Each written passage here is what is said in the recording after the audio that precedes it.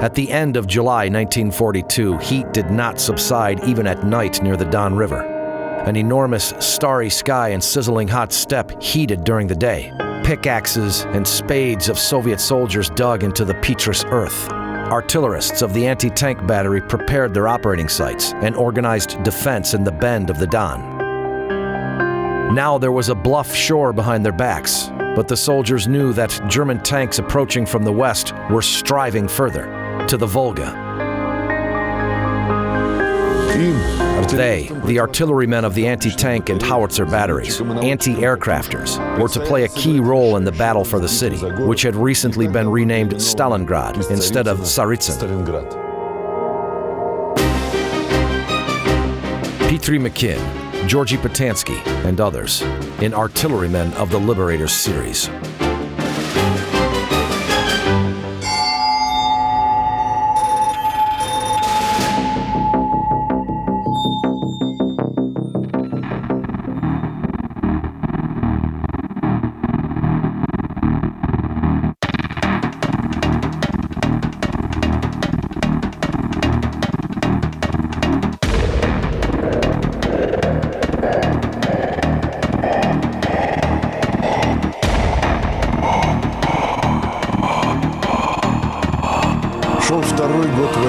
The war had been going on for 2 years, having recovered from its defeat near Moscow and Rostov. On June 28, 1942, Wehrmacht struck a hard blow on the southern part of the Soviet-German front line. The aim of the German summer campaign was to gain access to the coast of the Caspian Sea.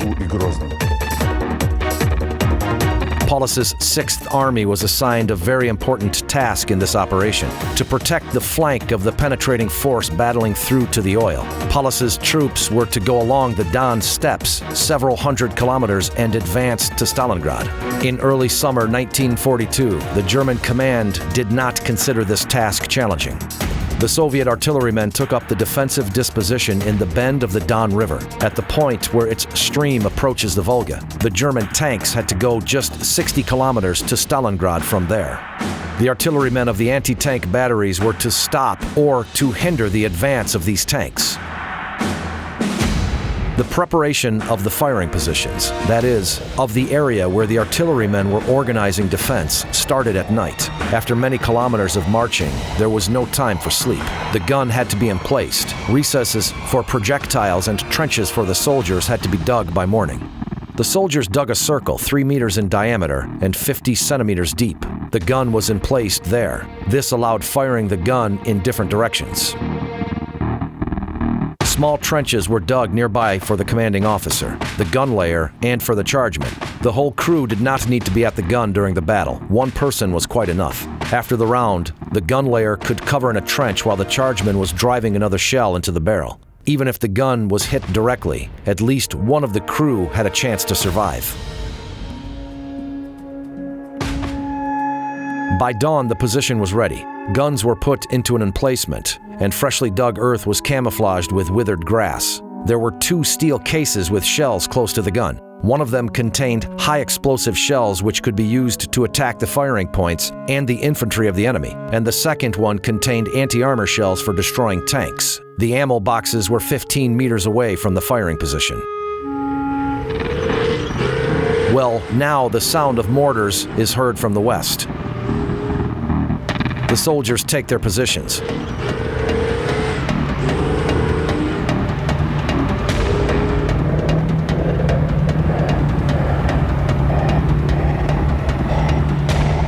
A German tank appears from behind a hill some 700 meters away from the crew. The gun commander calls, "At the tank. Anti-armor." The breech block is open. The chargeman drives a shell into the breech ring. The breech block closes automatically. Range, elevation 14. The gun layer sets sights at 14, and by manipulating vertical and horizontal mechanisms, swiftly brings the crosshairs of the sighting unit called panoramic sight onto the tank. But the tank is moving, so the gun has to be aimed continuously. The tank is approaching closer and closer. The gun layer pauses and finds a good moment for a round. It happens because the tank moves in a zigzag motion, changing its direction and speed of movement. The gun layer, having positioned the crosshairs a bit in front of the tank, is waiting for the tank to come into the crosshairs. Fire! Finally, a round is heard. The trace left by the shell in the air, makes it evident where the shell passed above the tank. Long hit, the gun layer calls. Shell, the chargeman drives it into the barrel. But the tank has already moved a bit forward and discovered the gun because of the dust cloud. A short stop, and the flame flickers from the tank gun. The hostile shell whistles by over the soldiers' heads. The commander makes the firing range 100 meters shorter. Range, elevation, less by 2. There is machine gun firing from the tank. 2 or 3 bullets strike the gun shield, but the Soviet gun fires again, and a black cloud of smoke surrounds the tank. In some 3 to 4 seconds, there is another round heard. And the tank, having turned sharply, stops and goes on fire. In less than a minute, a German shell whistles in the air and explodes not far behind the gun. Another one explodes in front of the gun. It is clear that the third shell will hit the position. Having brewed just one tank, a gun revealed itself and often fell prey to an accurate round of another tank. Then the tanks rushed into the position and crushed the soldiers and the gun with their caterpillar tread. So it is no coincidence that a Sorokopyatka gun was nicknamed Farewell Motherland. It was often said about anti-tank regiments: a long barrel, a short life, or double wages, triple life. Soldiers and officers of the fighter anti-tank regiments, FATR, were paid 1.5 allowances, and for a brewed-up tank, the gun layer and the commander were awarded with a premium of 500 rubles. Other members of the crew got each 200 rubles. And the hash mark of FATR fighters, a black diamond with crossed guns, was the symbol of courage and bravery.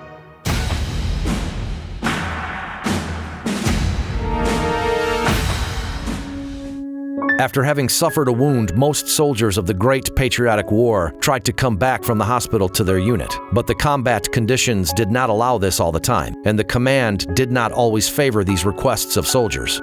Only few arms of service were an exception, including the anti-tank artillery. According to the order dated July 1, 1942, soldiers and officers of the anti-tank regiments were to return back to their units. That is how the command tried to preserve the substantial and indispensable experience of fighting tanks, which artillerymen could only gain in the battlefield. In 1941 and 1942, the main anti-tank gun of the Soviet Army was the 45mm gun model, 1937, which was called by the soldiers a Sorokopyatka, Russian for 45. This is exactly why batteries of Sorokopyatkas stood as the defensive screen blocking the Germans' ways to Stalingrad. A 45 gun was used to fight armored targets and infantry of the enemy during the entire war. It penetrated 43mm armor from 500 meters, which before 1943 was enough to fight the majority of hostile tanks and self-propelled guns. Artilleryman Mikhail Chernomordik recalls, 45mm guns, stumpy, lightweight, but they were extremely vulnerable. A low and narrow shield did not ensure protection from hostile fire. Until 1943, we could relatively successfully fire the tanks, but any mistake of the crew, as a rule, meant a death threat for the artillerymen.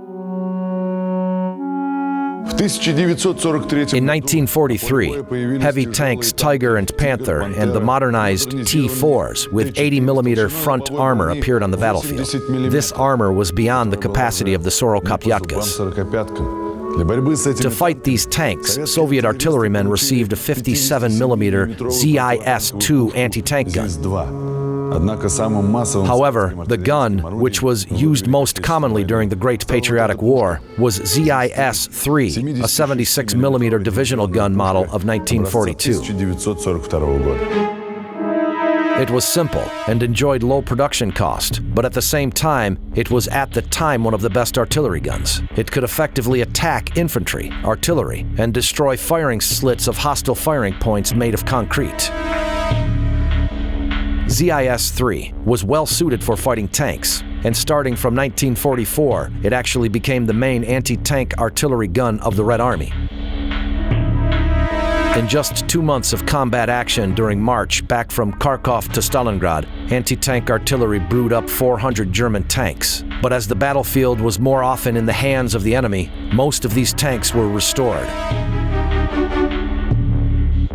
By the 20th day of August, German tank regiments broke through to Stalingrad. The artillery was to say a decisive word in the city defense.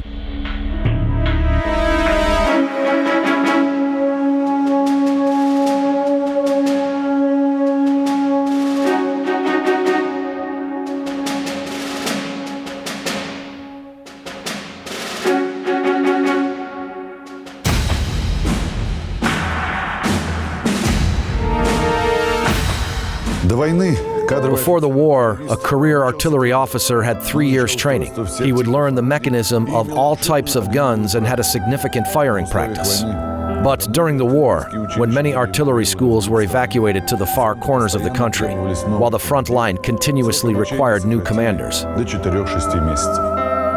the term of training was reduced to 4 to 6 months. The future commanders of platoons and batteries studied the tactical science, guns, communication, topography, engineering, and automotive science, and learned to fire at firing ranges.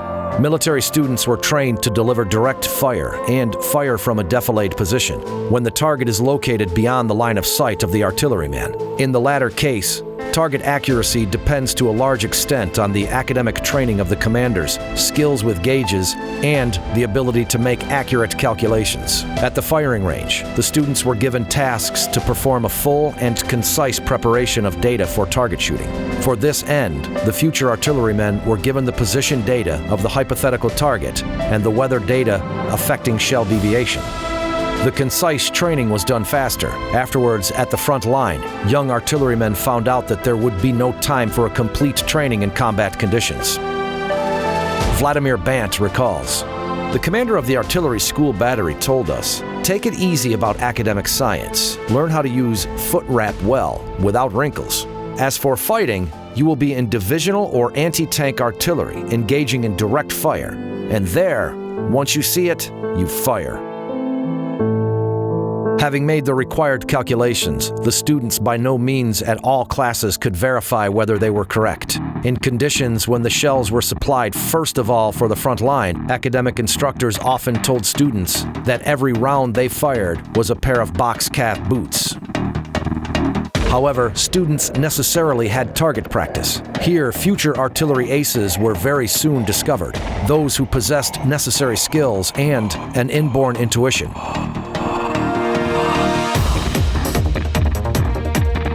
Artilleryman Mikhail Borisov, hero of the Soviet Union, recalls, "I remember the first firing practice with a 76mm regiment gun at a moving target. A wooden dummy tank was dragged after a truck with a long tow. I destroyed it with the first round. Captain Epifanov, battery commander, said, 'Impossible. Get the second dummy.' They dragged it. I destroyed this with the first round too. He swore, 'Don't give him any more ammo, or we'll run out of dummy tanks.'"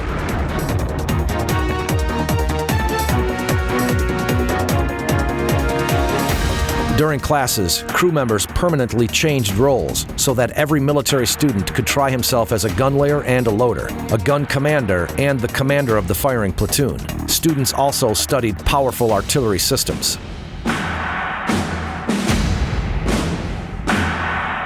Petri Mikin recalls, "At practical classes, a gun crew of 8 people must, as a toy, tow, turn, and bring into firing position a large tonnage gun. A shell weighs 43 kilograms, and steel spades, which are inserted into the ends of the trails, are 100 kilograms each, and you must drive it into the earth with a vast hammer."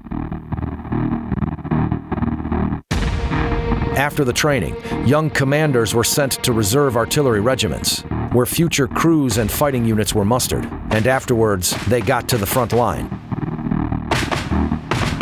On August 23, 1942, German tanks, having broken through the Soviet defense line around Stalingrad, reached the Volga River, coming closer to the workshops of the tractor plant. Simultaneously, Luftwaffe started mass bombing of the city. By August, there were 566 air defense guns and 470 anti-aircraft machine guns at the Stalingrad Corps Region Air Defense. Anti-tank aircraft city defense was divided into 7 sectors, and each of them was protected by 1 regiment. Gun crews of these artillery guns and machine guns were primarily staffed with girl volunteers. Army discipline, soldiers' uniforms several sizes too large, heavy physical effort. All this turned very hard work for the girls who got to the front line. Firing an 85mm anti-aircraft gun, this was very hard for a woman. Sergeant Valentina Chediva, commander of an anti-aircraft gun, recalls. At first, nose and ears were bleeding. The stomach was utterly upset. The throat was so dry one could vomit. It was not so hard at night, but during the day, it was very bad. It seems that an aircraft is flying right at you, exactly at your gun. It is not so often that anti-aircraft gunners succeed in shooting down an aircraft. But this is not the main thing. The main task of an anti-aircrafter is to stop aircraft from target bombing, force them to fly high, where the accuracy of bombing would be minimal. The shell bearer set the destruct distance. For example, the height where the shell would explode and scatter around in frags. Burst clouds made German aircraft maneuver, changed the speed and height of the flight, which hindered bombing.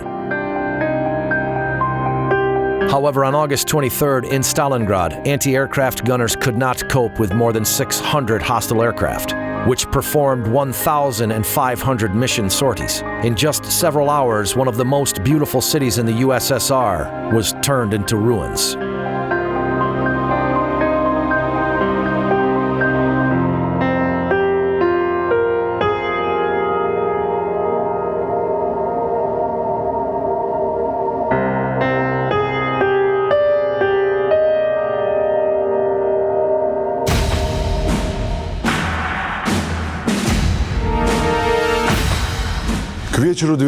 By the evening of September 12th, when the just appointed new commander of the 62nd Army, Vasily Choykov, arrived in Stalingrad, his troops had retreated into the city. Choykov's army was cut from the other Soviet forces and pressed to the Volga from the front line and flanked by a horseshoe of German divisions. Many did not believe they could still hold Stalingrad. In this critical situation, Choykov made the only possible decision: to station heavy artillery not in Stalingrad, but on the opposite bank of the Volga. In Stalingrad, there were no horses or tractors left, which could be used for towing heavy artillery guns. Besides, moving along the streets pitted with bomb and shell craters was impossible, and considering the total air domination by Germans, such targets were easily hit by hostile bombers. Nikolai Shishkin recalls, in April 1943, after obtaining lieutenancy, I was appointed commander of an Su-122 self-propelled gun. During that time, first Soviet self-propelled artillery weapons Su-122 and Su-152 were supplied to the troops. These were artillery guns mounted on the chassis of T-34 and KV-1 tanks. Instead of a rotating turret, the gun was mounted onto an armored coning tower. In the middle of the war, the Soviet industry created self-propelled guns designed for tank destruction, armed with 85 and 100mm guns. The shell of an Su-100 penetrated from armor of the Tiger from over 1,500 meters. Low-range guns, howitzers, differ from guns not only by a heavier charge. Guns are most effective when firing at the so-called low trajectory. Its target is most often within the line of sight range. These are tanks, firing points, and structures. The flight trajectory of a howitzer shell has a steeper curve. Howitzers can destroy targets located at the distance up to 30 miles, which are also hidden from artillerymen by the terrain or the buildings. However, as the target itself is not visible, the results of the battery fire are not to be seen. That is why, to ensure precise fire, observers, adjusters should always be at the forefront of the battle, who would report to the battery on the results of firing and make corrections. Installation of heavy artillery in Stalingrad on the eastern bank of the Volga both increased the ability of the batteries to survive and increased the freedom of fire maneuvering and made ammunition delivery easier. However, Choikov had to expend great effort to convince the command in the feasibility of this step. At first, combat performers were depressed with this decision too. Ivan Shileyev, artilleryman, recalls, "When our troops saw that heavy artillery was crossing to the farther bank of the Volga, everyone perceived it as a sign that Stalingrad would soon be left."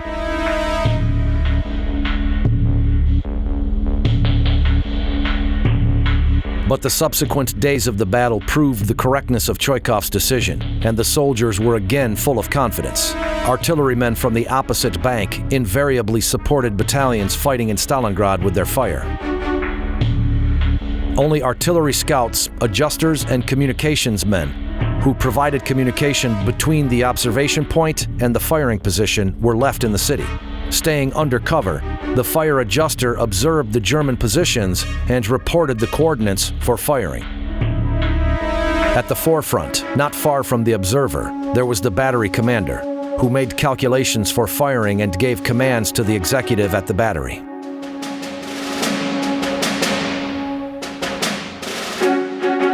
Artillery scout Georgy Patansky recalls, "My observation position was in a trench at the bank, and afterwards, when our troops captured the mill, I went there. I was observing from a window about the 4th floor high, and I did not use binoculars, but a periscope. There were a lot of snipers, and if I raised my head above the windowsill, a sniper would immediately kill me." In the evening, on September 27th, Sergeant Yakov Pavlov received an order to survey a house, which was located 100 meters in front of the mill. Having crossed the square covered with dead bodies, an infantry detachment got down to the basement through a window. The residents of the house warned them that they had heard German speech at the other part of the building. After showering Germans with grenades, the Red Army men captured the building. Soon after that, Lieutenant Afanziev's platoon, ensuring the defense, arrived at the house. Afterwards, communication men and artillery scouts came. It was difficult to find former streets and squares with familiar names among the ruins of Stalingrad. Not house addresses, but strong points, firing points, and other landmarks for artillery firing were plotted on maps. Any basement, plant workshop, bedroom in a flat, or the remnants of a pipe could obtain a proper name. Thus, the Pavlov's house designation appeared on Soviet artillery maps instead of Region Consumer Union.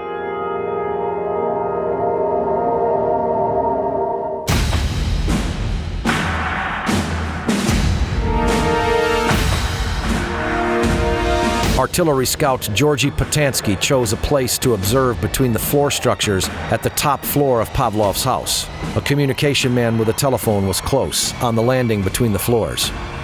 The German positions were not far from the house. At dawn, a field kitchen arrived. The German soldiers were approaching it with pots in hand. Patansky reported about what he had seen to the battery commander, who stayed at the mill basement some 100 meters away from Pavlov's house. The commander immediately prepared the data for firing.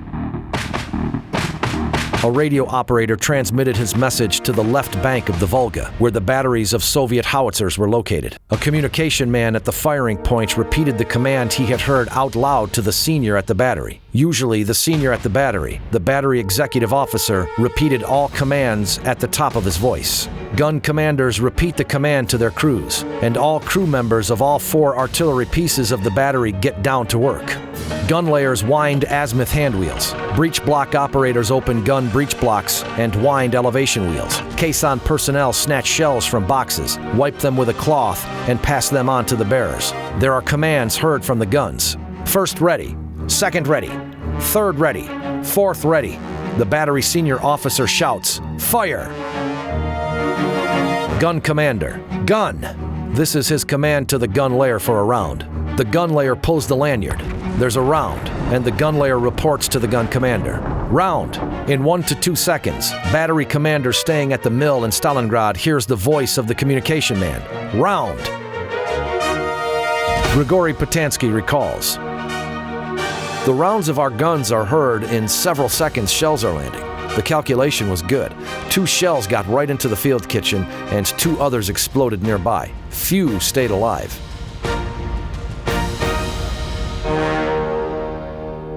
In the moments of inactivity between battles, artillerymen were primarily busy cleaning and adjusting their guns. Nikolai Markov recalls, "After firing, cleaning is a must. The gun layer was aligning the sight line to the reticle. In case of some faults at the battery, there were 2 gun busters who corrected these. But failures were rare, as the gun was very reliable."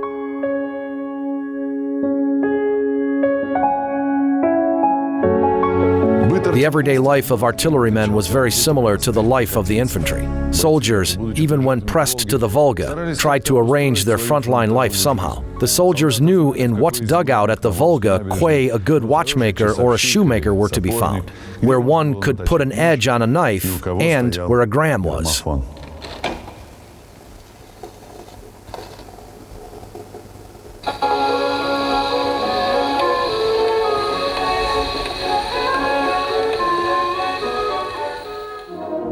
The relations between artillerymen at the front line were brotherly. Evsey Krazik recalls, "Subordination was relative, relations built upon mutual trust and respect, but there was discipline.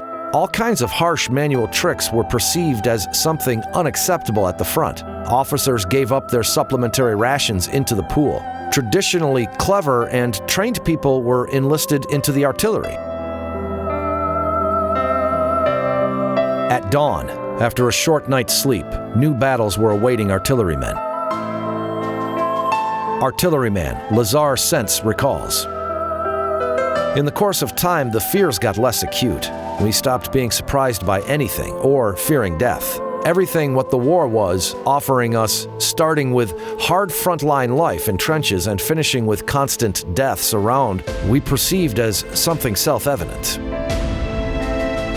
The remnants of Choikov's army, obtaining just scarce replenishments, hardly held the field at the Volga. But even then, fresh Soviet detachments and forces were concentrating to the north and south of Stalingrad. They were to strike a crashing blow at Paulus's army.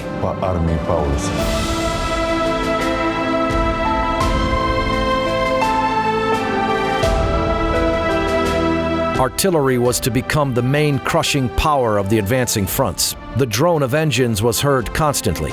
These were guns, tanks, and automobiles moving to the front line. Artillery intelligence uncovered important targets, enemies' centers of resistance, hostile observation points, and artillery batteries. On November 19, 1942, Soviet troops started a counter-offensive near Stalingrad, which began with a mighty artillery preparation.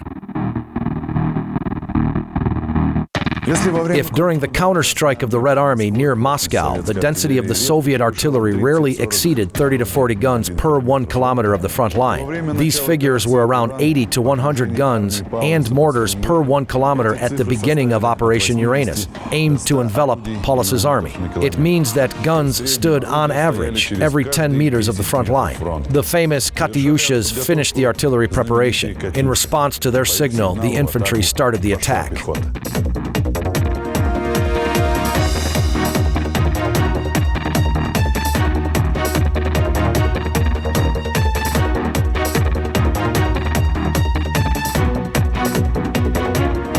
Multiple launch rocket systems, nicknamed Katyushas, represented a new secret weapon. The works on this weapon started as early as the 1930s. In summer 1939, aircraft projectiles, RS-82, mounted on I-16 and I-153 fighters, were first used at the Kulkin Gull battles. And by 1941, designers also engineered a land-based launching platform, BM-13. It is remarkable that a decision about launching the mass production of Katyushas was taken just a day before the beginning of the war, on June 21, 1941. These machines were first produced on mass scale at the Moscow compressor plant. Projectiles were manufactured both in Moscow and in other cities. In August 1941, a group of designers engineered a BM-8 rocket platform with 36 launchers based on ZIS-6 chassis, and in September, a BM-8 with 24 launchers based at the T-40 light tank chassis. New models were immediately put into production. Later, 300mm projectiles appeared. In the Army, these were nicknamed Andreyushas, or tadpoles, because of their peculiar shape. In general, artillerymen liked giving nicknames to weapons. For instance, M30, the howitzer, was nicknamed Mommy, and ML-20 howitzer was called Yamelka. Even German jet-powered six-barreled mortars were nicknamed donkeys, Kriki, because of their specific sound, or Veniushas, as opposed to Katyushas. Even the Katyusha itself was called Raisa Sergievna, as a derivative from the abbreviations RS. RS for Reaktivny Snaryad, rocket-powered shell in Russian. However, there is no single version for the origin of the name Katyusha so far. The most widespread is still a presumption that the name was taken from a famous Blanters song. But why was it a rocket-launching artillery system that got this name?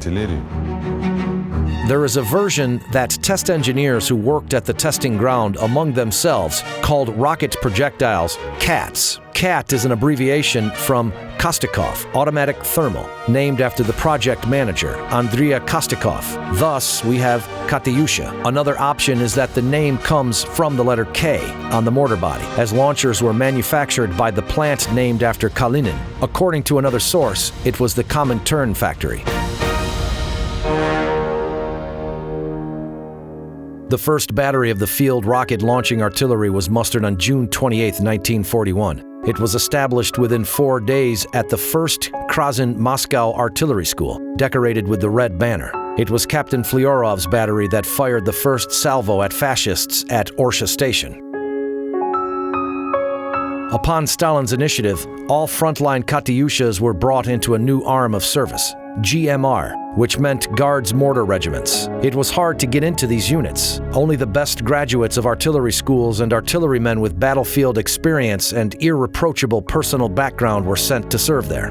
As a rule, the newly qualified Guards Mortar gunners learned all the tricks of firing Katyusha at their regiments only. Furthermore, even commanders of Guards Mortar regiments knew only the small part about the mechanism of the rocket launcher necessary to accomplish the mission. Besides, there was an order according to which every Katyusha commander had to blow it up in case of a threat of the enemy capturing the launcher. Every launcher was equipped with a box of TNT blocks for this purpose. The failure to carry out this order meant for the commander a threat of execution by firing squad according to a tribunal sentence. The launchers were classified top secret, and therefore at the beginning of war, such commands as "give fire" were prohibited. Instead, commands "sing" or "play" were used, which were possibly associated with the song Katyusha. In 1941, Katyusha rocket launcher was mounted on the chassis of the domestic ZIS-6 truck, light tanks, and even tractors. But as early as before the Battle of Stalingrad, Katyushas were beginning to be based on the chassis of the Lend-Lease Studebaker truck, which significantly increased their cross-country performance. Alexander Zuev, commander of a launching platoon, recalls, "This is, after all, a cross-country vehicle, this Studebaker. Both the front and the rear axle are driving, maneuverable, reliable. And as for ZIS, you start driving, it dies, all kinds of things happen. They were feverish." The BM-13 unit itself was a metal frame with a rack of 5-meter steel H-beams mounted on it. 16 to 24 rails were installed on one truck. The frame with the rack of rails was solidly mounted on the rotating frame. The launcher had both a rotating and an elevating gear, bracket for the sighting unit with regular artillery panorama, and an iron fuel tank fastened onto the cab. At the rear of the chassis, 2 swinged jacks were mounted. Cab windshields were covered with folded armored blast covers. Opposite the seat of the combat vehicle commander, a small rectangular box was fastened onto the front panel. It had a spinner looking like a phone dial disc and a handle. This device was called the Fire Control Console, the short form FCC. A cord assembly went from the console to the accumulator and each rail. When the FCC handle rotated, the electrical circuit was completed. An exploder in the front part of the rocket chamber of the shell went off. The rocket charge ignited and there was a round. The rate of fire was determined by the rate of rotating the FCC handle.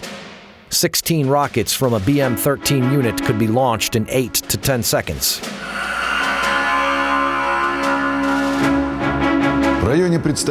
When at the area of the future battle, the soldiers of the Guards mortar regiments dug campanières for Katyushas at the main firing position, first of all.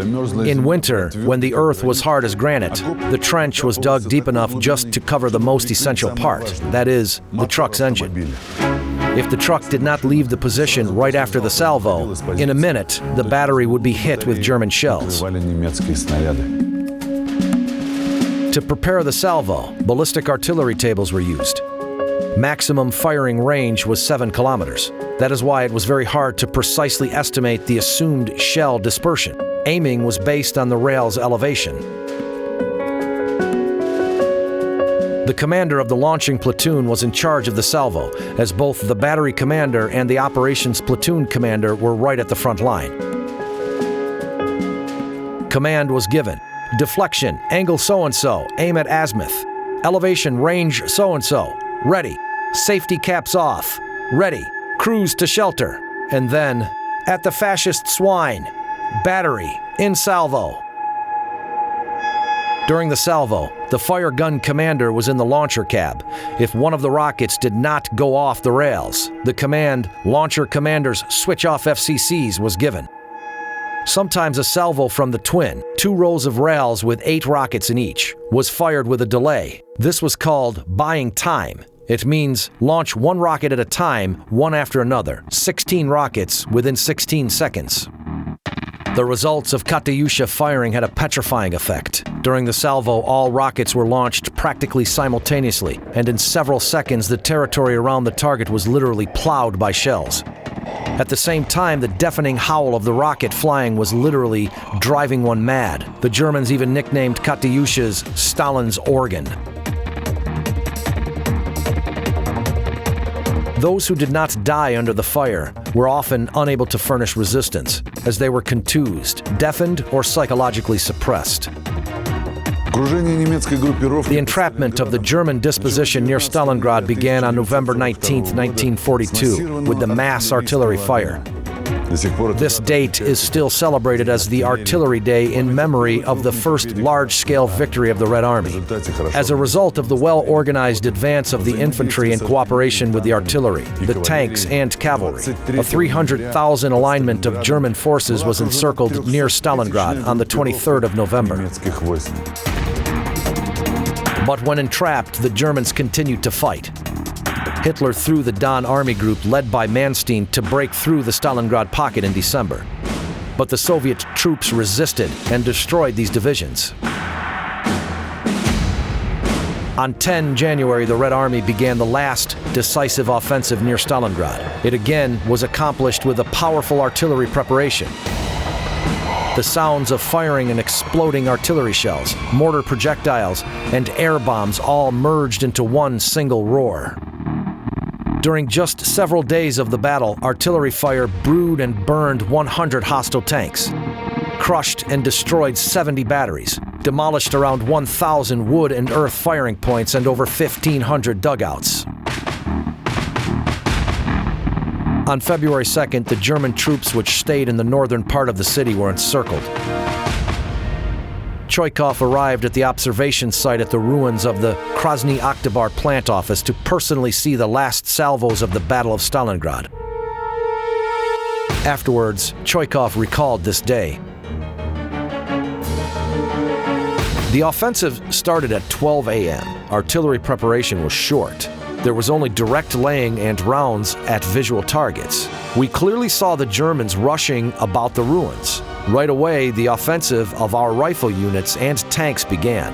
The Nazi who were still alive did not try to resist the last attack. They put their hands up. They had white cloths on their bayonets.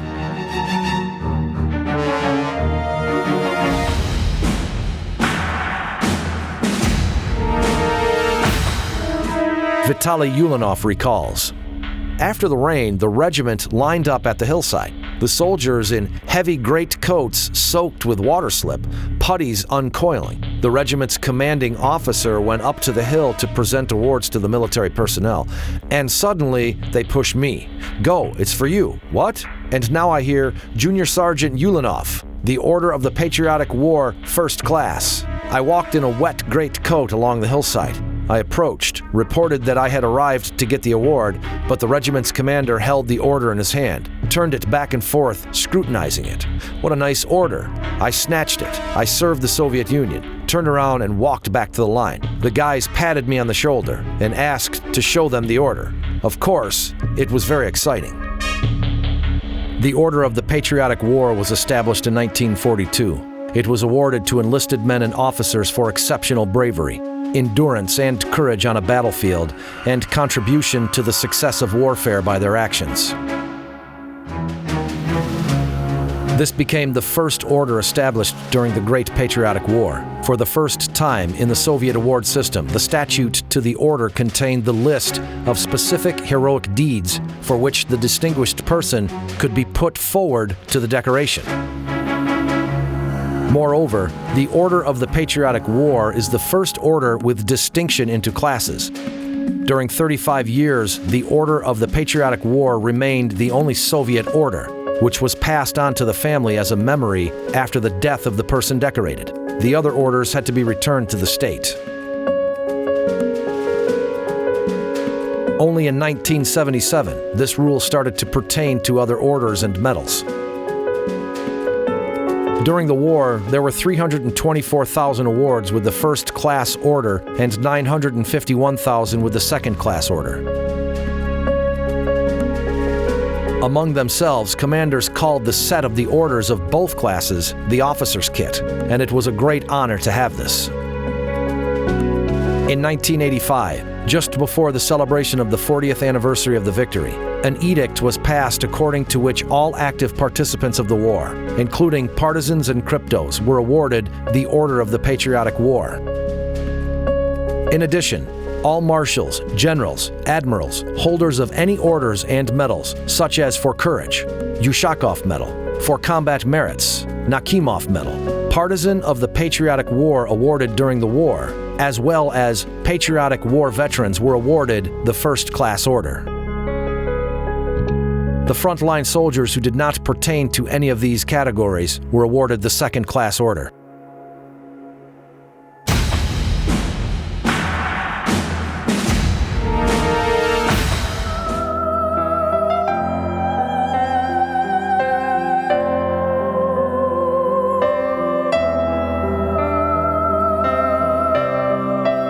One of the greatest battles in the world history ended with the victory of the Soviet Army. It was here, near Stalingrad, that the Soviet artillerymen proved that their arm of service was deservedly called the God of War. The artillery was used increasingly on a larger scale all the way to Berlin. During the artillery preparation before the Berlin offensive, the density of the Soviet artillery was increased up to 200 to 300 guns per 1 kilometer of the front line.